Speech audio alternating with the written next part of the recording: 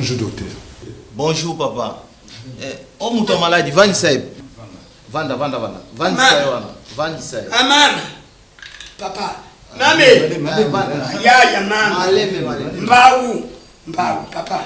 Simba iko. Mbungwa ni mama. Papa, mettez-vous. Merci docteur.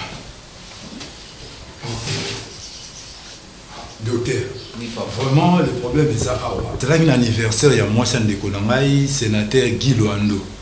Na yaki goyoka basango na epo yaki na ernio so bambanda ka ba bwende kuna azu azora banzete oyo etretaka ba malade oyo mais na kamwe sénateur Guy Loando akumisi maison na yo etute kota.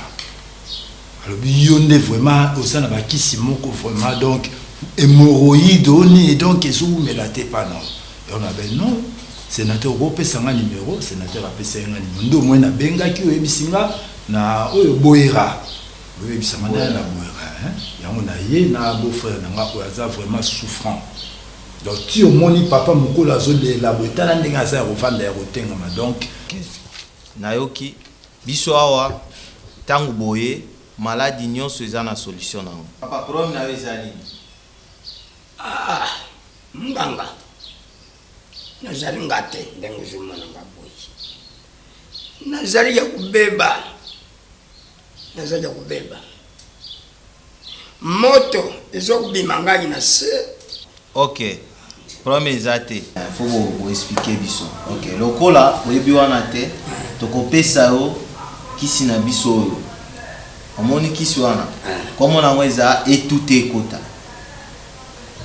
Après, tokopesa o lisusu kisi ya poussière, hein? Kisi wana topesa yo ozwa yango otia yango na mai 2000 litres.